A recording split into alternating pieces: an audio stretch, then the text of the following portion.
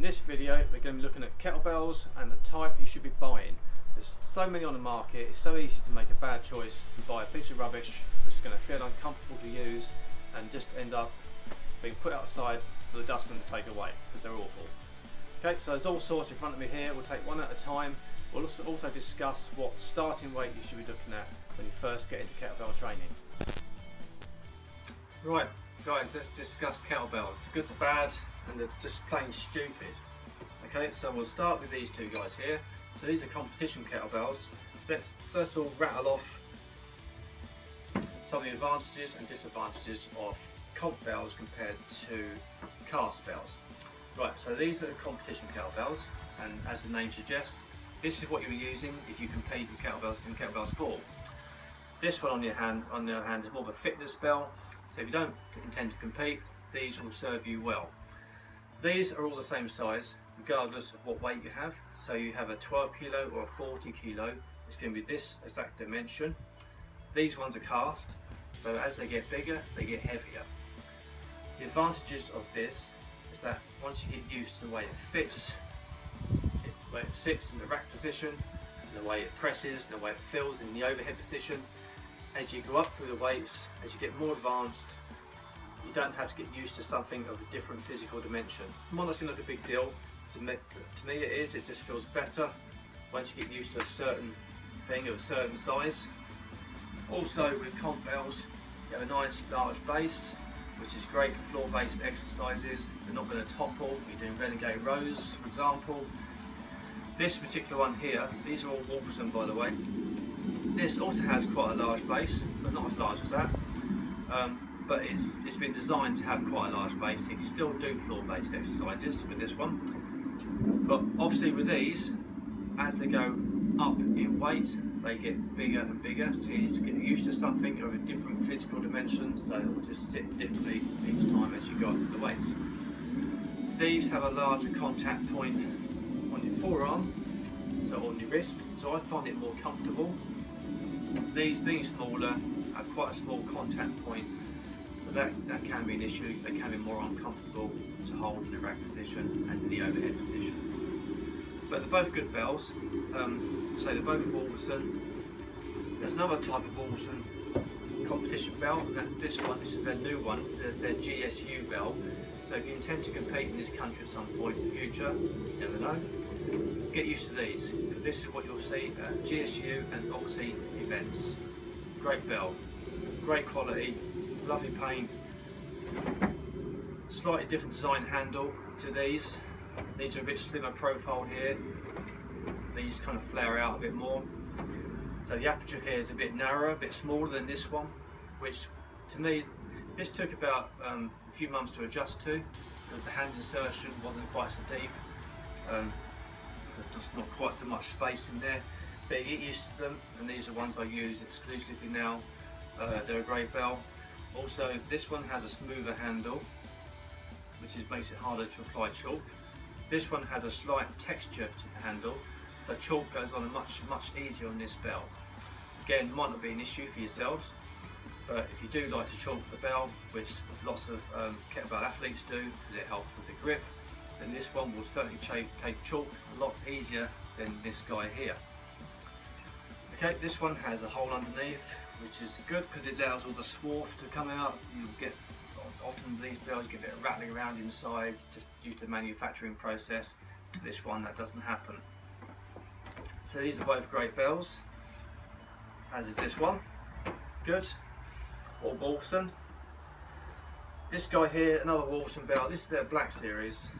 So this is their competition, standard competition. This is their GSU competition. This is their Black Series bell. This guy here is like a hybrid between these two.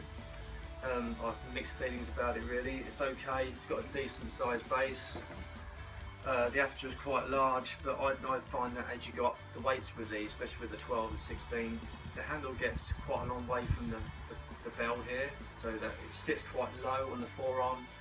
I'm not a big fan of. But it's a good quality item. But these I would recommend if you're just into fitness. Perfectly good bell. These I would recommend if you're into fitness and you want to compete at some point in the future. Okay, it's a no-brainer. If you want to compete, get these. If you're into just fitness, then you've got a choice, these or this type of thing. I'm not saying you have to get a Wolfson bell, of course, but I've always dealt with Wolfson, and they've always been great on service, and they're always a great quality product. Now, for some things that are truly horrendous, make way for this bad boy. So this is the type of thing you buy if you don't really know what you're doing, what you're buying. Some of my clients support things like this when they rushed out and bought something before they discussed it with me. Obviously, when you look at it on the website, it's from Amazon, you can't really tell how big it's going to be, but look at the size of it, it's just ginormous. This is 12 kilo. It's got a rough seam underneath there, which will just chafe your hand to pieces. It's so wide here, you can't even do swings with it without chafing your inner thigh. It's really cheap build quality. It's full of sand,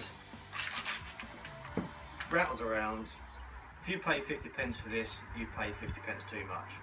It really is horrible. Don't make this mistake buying something like this. Also, it's a bit of a state. It's been out of the garden for years. This thing here has got this like rubber coating on it, which I really don't like. This is the Jordan bell. I mean, they make some good bells, but this isn't one of their best examples. Avoid this coating, because it will in time start to rot and bits will fall off it and land in your eye when you're doing a Turkish get up. It's not what you want. It's going to put you off. So it's functional to a degree, but I don't really like it that much. Also, I find this rubber coating tends to kind of grip on your skin and tear at your skin when it's in a rack position, when you press it. So don't get that. This is just ridiculous. This is the doorstop, basically. Not very good as a doorstop. This is only 4 kilo. I very much doubt you'll be starting, anyone will start with 4 kilo. It's just too light. 6 kilo minimum really for pressing. I mean, what are you supposed to do with that? You can't get your hand inside it, you can't do anything with it. It's just a joke. Okay, but you know, these things are out there on the market, so just, you know, don't buy that. Maybe it's a weapon, maybe, I don't know. Rubbish. Okay, so as regards to what you should be starting with, if you're a guy and you've done some weight training, I reckon you should always start with 2 bells. There's 1 bell for pressing or putting overhead, another bell for swings and squats. So these 2, 12 and a 16, should be okay for most guys. Guys that have done some weight training and they're already quite experienced at moving heavy iron around, then you could probably start with something a little bit heavier, maybe even a 20 for swings and a 16 for pressing. Ladies, I would recommend a 12, it's a 12, well that one's 12, for your swings, and a 6 to 8 for pressing. Again, everyone's different. You can try pressing a dumbbell and see roughly what you can press with a dumbbell, and use that as a gauge as to what kettlebell you should be pressing. You know, it feels completely different, it'll give you a rough idea. Okay, that's my recommendations. I hope you find this video useful, and I hope it stops you from wasting your money. Right, that's it. Cheers.